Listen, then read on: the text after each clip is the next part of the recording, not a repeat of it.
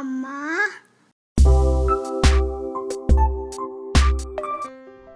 Hi friends, good afternoon. Welcome back to my channel. ఎలా ఉన్నారు friends మీరందరూ? నేనైతే చాలా బాగున్నాను. ఈరోజు ఈ వీడియోలో నా Saturday morning to afternoon lunch రొటీన్ని నేను మీతో షేర్ చేస్తున్నాను. ఇక నేను ఇల్లు ఊడ్చేస్తున్నానండి. అమ్ము వచ్చిన తర్వాత ఎన్నిసార్లు ఇల్లు ఊడవాల్సి వస్తుందో అంటే, ఇంతకుముందు అయితే మార్నింగ్ ఒకసారి ఈవినింగ్ ఒకసారి ఇల్లు ఊడ్చేదాన్ని. కానీ ఇప్పుడైతే అమ్ము వచ్చిన తర్వాత ఇల్లు డస్ట్ అయితే ఎక్కువ అయిపోయింది.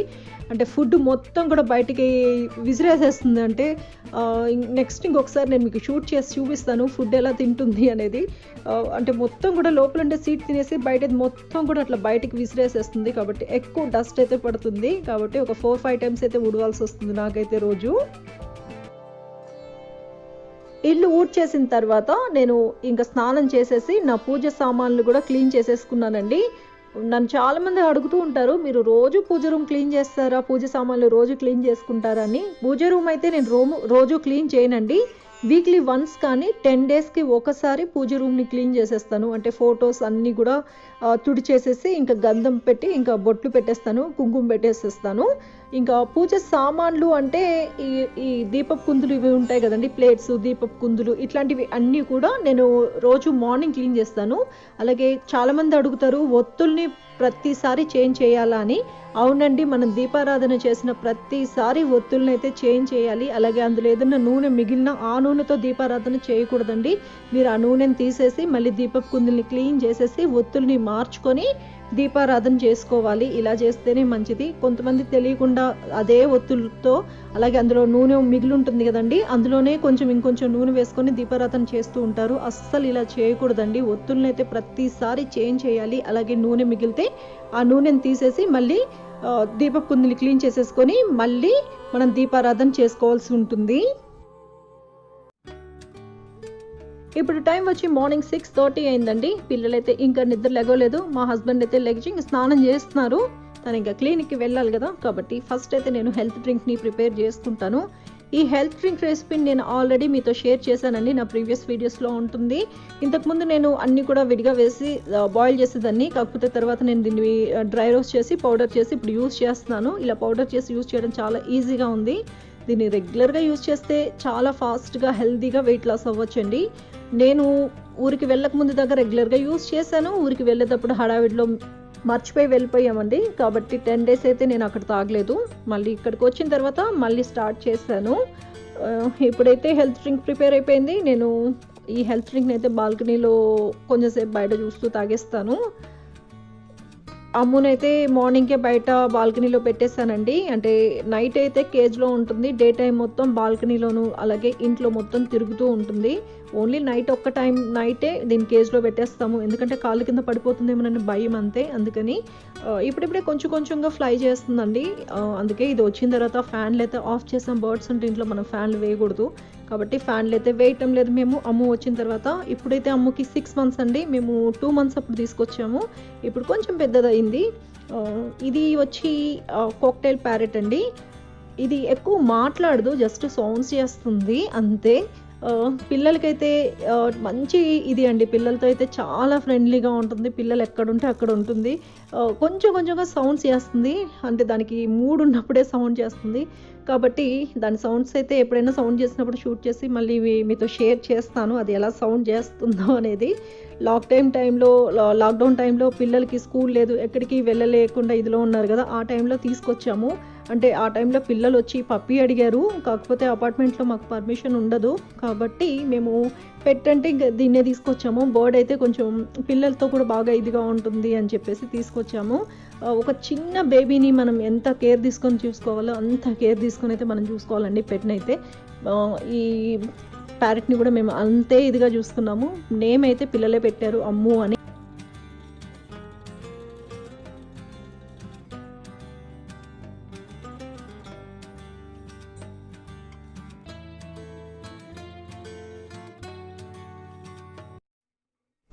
హాయ్ ఫ్రెండ్స్, ఎలా ఉన్నారు మీరందరూ? నేనైతే చాలా బాగున్నాను. హాయ్ సావిత్రి గారు, many more happy returns of the day.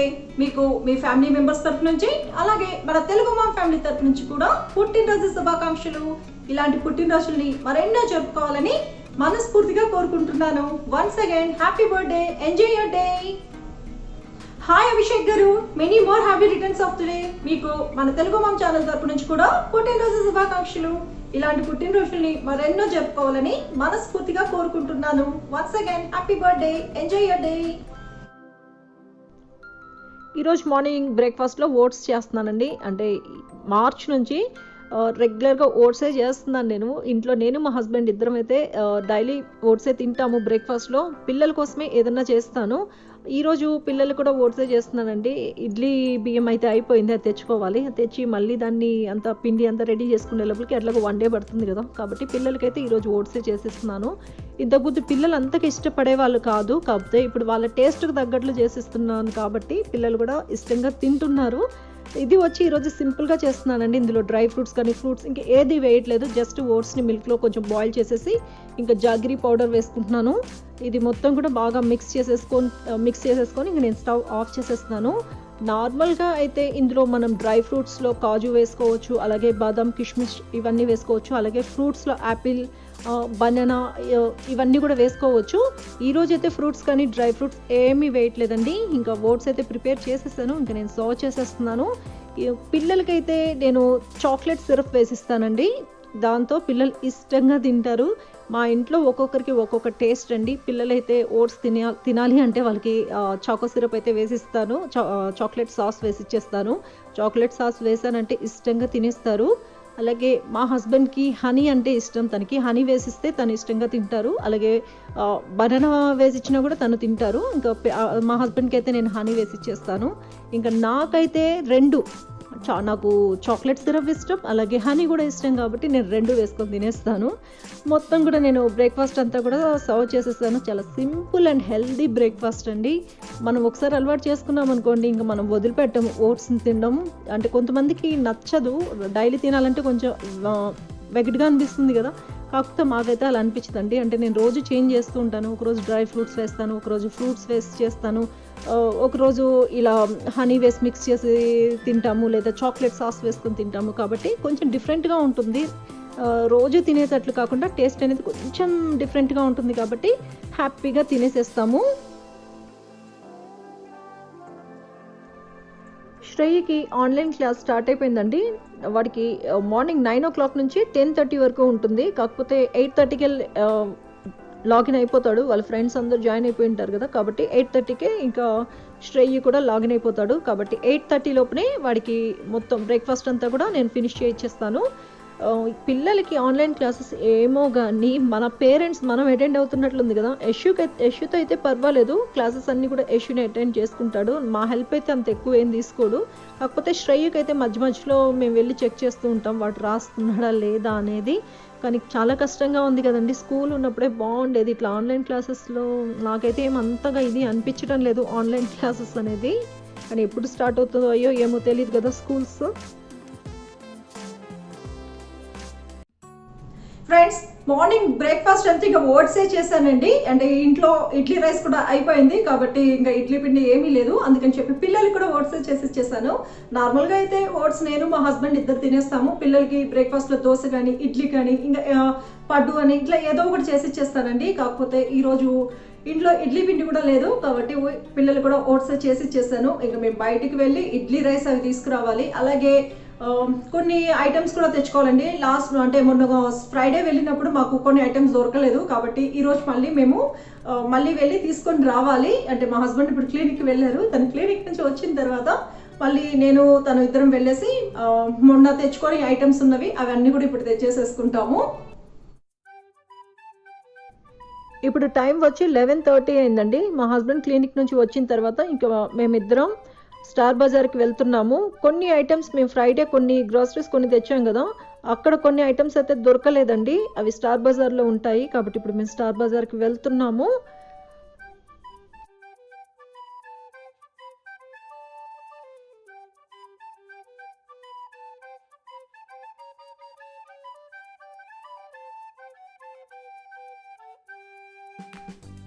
ఇప్పుడు మేము గోపాలన్ మాల్కి వచ్చామండి. ఇందులోనే స్టార్ బజార్ ఉంది.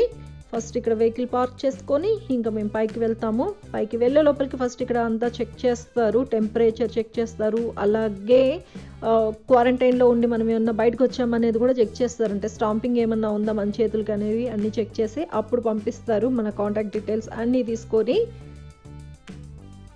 నేనైతే గ్లౌజెస్ అన్నీ కూడా వేసుకొని వెళ్తున్నామండి. ఎందుకంటే అక్కడ ఐటమ్స్ అన్నీ కూడా షాప్లో చాలామంది టచ్ చేస్తారు కదా, మనం గ్లౌజ్ లేకుండా టచ్ చేయడం మంచిది కాదు కదా, కాబట్టి గ్లౌజెస్ అయితే యూజ్ చేస్తున్నాము. స్టార్ బజార్కి అయితే వచ్చేస్తామండి. ఇంకా లిస్ట్ అయితే రాసుకొని వెళ్ళాము. మొన్న మిస్ అయినవి అవి ఇప్పుడు తీసుకుంటున్నాము. ఇడ్లీ రైస్ తీసుకుంటున్నాము. మెయిన్గా ఇడ్లీ రైస్ కోసమే వచ్చాము. అలాగే కొంచెం చనా ఇవి కూడా తీసుకున్నానండి, కందిపప్పు, ఇంకా కాబూలీ చనా, మళ్ళీ వరలక్ష్మి వ్రతం కోసం శనగలు ఉంటాయి కదా అవి తీసుకున్నాము. అలాగే కొంచెం వెజిటబుల్స్ కూడా తీసుకున్నాను, ఎక్కువ తీసుకోలేదండి, జస్ట్ ఒక 2 డేస్కి సరిపోయేవే తీసుకున్నాను నేను. అలాగే స్వీట్ కార్న్ ఇవన్నీ కూడా తీసుకున్నాము.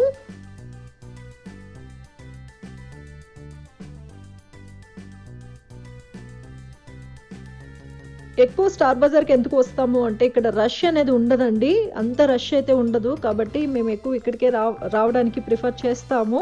అంటే ఈ కోవిడ్ టైంలో ఇది కొంచెం బెస్ట్ అని చెప్పొచ్చు, అంటే రష్ ఉండదు కదా. కాబట్టి ఇంటికి వచ్చేసామండి. వచ్చేసిన తర్వాత మొత్తం అన్నీ కూడా కొంచెంసేపు ఎండలో పెట్టేస్తాను. ఎండలో పెట్టిన తర్వాత మొత్తం అంతా కూడా ఇప్పుడు లోపల సర్ది పెట్టాలి కదా, కాబట్టి ఒకసారి నేను ఏమేమి తీసుకొచ్చానో చూపిస్తాను. నేను న్యూట్రీ చాయిస్ది బిస్కెట్స్ తీసుకొచ్చాను. ఇది టీ టైంకి బాగుంటుంది, ఇందులో మల్టీగ్రెయిన్ది. అలాగే డెటాల్ బాటిల్ తీసుకొచ్చాను. అంటే నేను ఇప్పుడు ఫ్లోర్ క్లీన్కి డెటాల్ని కూడా, అంటే లైజాల్తో పాటు డెటాల్ని కూడా ఒక క్యాప్ యూజ్ చేస్తాను. అలాగే లైజాల్ తీసుకొచ్చాను.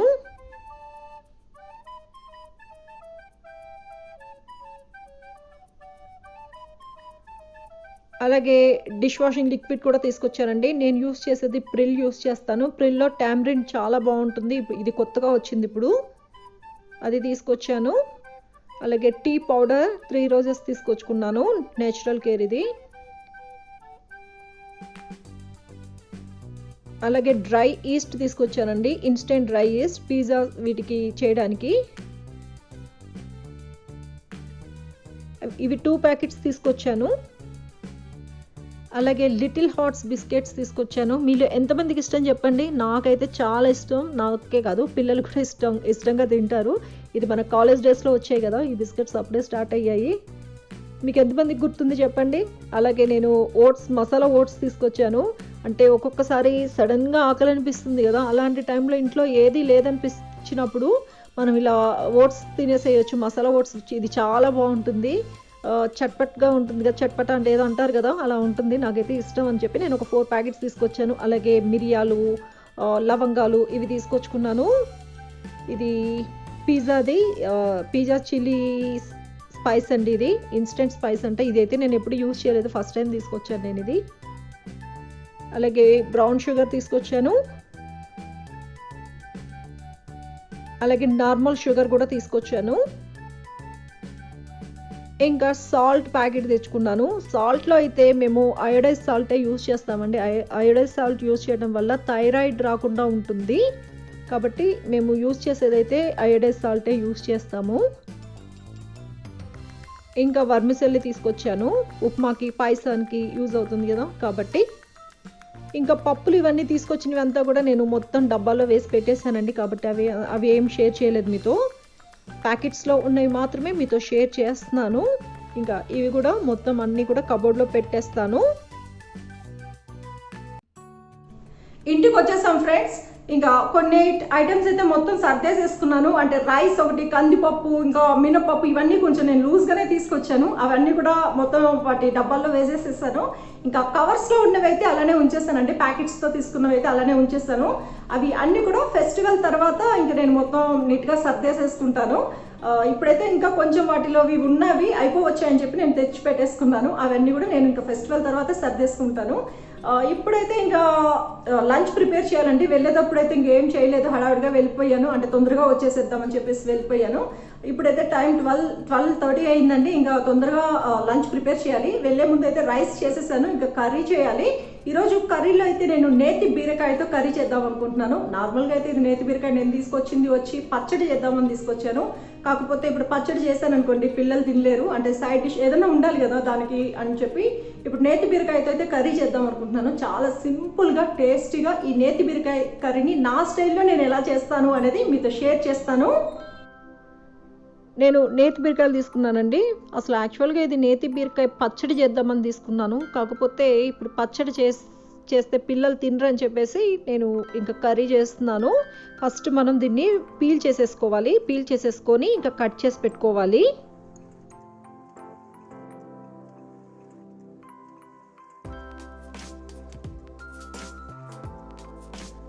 స్టవ్ పై ప్యాన్ పెట్టుకున్నాను. ఇప్పుడు ఇందులో నేను ఆలివ్ ఆయిల్ వేసుకుంటున్నానండి. చాలా మంది అడుగుతూ ఉంటారు, ఆలివ్ ఆయిల్ వచ్చి స్మెల్గా ఉంటుంది కదా, అది టేస్ట్ ఎలా ఉంటుంది దీంతో చేసిన రెసిపీస్ అని. చాలా బాగుంటుందండి రెసిపీస్ అయితే. నాకైతే అంత స్మెల్గా అయితే ఏమీ ఉండదు. నేను కర్రీస్కి ఇలాంటి వాటికి అన్నిటికి కూడా extra light olive oil use చేస్తాను. ఓన్లీ పిజ్జాస్ కానీ ఇట్లా సాలడ్స్ ఇట్లాంటి వాటికైతే extra virgin olive oil use చేస్తాను. ఇది ఎక్స్ట్రా లైట్ ఆలివ్ ఆయిల్ అండి. నాకైతే అంత స్మెల్ అయితే అట్లా ఏం అనిపించదు, టేస్ట్ కూడా చాలా బాగుంటుంది. ఈ ఆలివ్ ఆయిల్ హీట్ అయిపోయిన తర్వాత ఇందులో నేను ఆవాలు వేసుకున్నాను, జీలకర్ర, కరివేపాకు వేసుకొని అది ఫ్రై అయిపోయిన తర్వాత ఒక ఆనియన్ని సన్నగా కట్ చేసుకొని వేసుకున్నాను. ఈ ఆనియన్ని కూడా మనం బాగా ఫ్రై చేసుకోవాలి. ఇప్పుడు ఇందులో నేను ఒక టొమాటోని సన్నగా కట్ చేసుకున్నాను. ఈ టొమాటోని కూడా మనం బాగా మగ్గనివ్వాలి. ఇప్పుడు ఇందులో నేను సరిపడినంత సాల్ట్ వేసుకున్నాను. అలాగే కొంచెం టర్మరిక్ పౌడర్ వేసుకున్నాను. మొత్తం కూడా నేను బాగా మిక్స్ చేసేసుకున్నాను. ఇప్పుడు ఈ టొమాటో మగ్గడం కోసం నేను దీనిపైన మూత పెట్టేసి ఒక 2 మినిట్స్ మగ్గనిస్తాను. 2 మినిట్స్ అయిపోయిందండి. నేను మూత తీసేసాను. చూడండి, టొమాటో మగ్గిపోయింది. ఒకసారి మిక్స్ చేసుకుందాము. ఇప్పుడు ఇందులో ముందుగా కట్ చేసి పెట్టుకున్న నేతి బీరకాయ ముక్కల్ని వేసుకోవాలి. నేతి బీరకాయ ముక్కలు వేసిన తర్వాత మనం బాగా మిక్స్ చేసుకోవాలి. ఈ నేతి బీరకాయ ముక్కలు కూడా మగ్గాలండి. అందుకోసం నేను మళ్ళీ మూత పెట్టేసి ఒక 5 మినిట్స్ మీడియం ఫ్లేమ్లో పెట్టి మగ్గనిస్తాను. ఒక 5 to 7 మినిట్స్ పడుతుంది. మనం సాల్ట్ అంతా వేసేసాం కదండి ముందే, కాబట్టి తొందరగానే మగ్గిపోతుంది. చూడండి, నేను మూత తీసేసాను, మిక్స్ చేస్తున్నాను. ఇప్పుడు ఇందులో నేను చిల్లీ పౌడర్ వేసుకున్నాను. చిల్లీ పౌడర్ వేసిన తర్వాత మళ్ళీ ఒకసారి మనం బాగా మిక్స్ చేసుకోవాలి.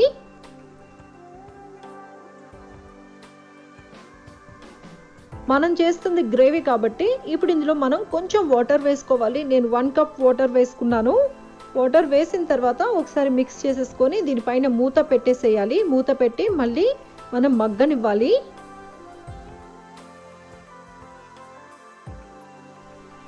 ఫైవ్ మినిట్స్ తర్వాత నేను మూత తీసేసానండి. మనకి ఈ గ్రేవీ అనేది దగ్గర కూడా వచ్చేసింది, దగ్గర పడింది కదా. అలాగే మనకి నేతి బీరకాయ ముక్కలు కూడా కుక్ అయిపోయాయి. ఇప్పుడు ఇందులో నేను కూరకారం వేస్తున్నాను. ఈ కూరకారం రెసిపీ కూడా మన వీడియోస్లో ఉంటుందండి. ప్లేలిస్ట్లో మీకు స్పైస్ పౌడర్స్లో ఉంటుంది. ఈ కూరకారం వేయటం వల్ల ఈ రెసిపీకి మంచి టేస్ట్ అనేది వస్తుంది. ఇందులో మనం ఇంకా గరం మసాలాలు కానీ ఇంకా ఏది వేయటం లేదు, జస్ట్ చివరికి కొంచెం కూరకారం వేస్తున్నాము. కూరకారం వేసేసి మిక్స్ చేసేసి ఇంకా స్టవ్ ఆఫ్ చేస్తే సరిపోతుంది.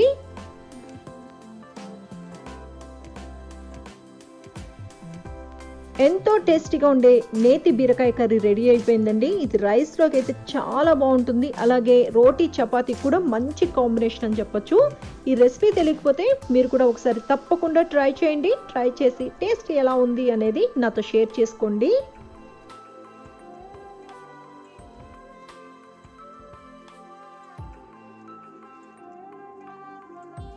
ఇక్కడతో ఈ రోజు నా వ్లాగ్ ని ఎండ్ చేస్తున్నాను. ఈ వీడియో మీకు నచ్చితే నా వీడియోని లైక్ చేయండి, షేర్ చేయండి, కామెంట్ చేయండి. అలాగే నా ఛానల్ ని ఇంతవరకు సబ్స్క్రైబ్ చేసుకోకపోతే తప్పకుండా సబ్స్క్రైబ్ చేసుకోండి. Thanks for watching.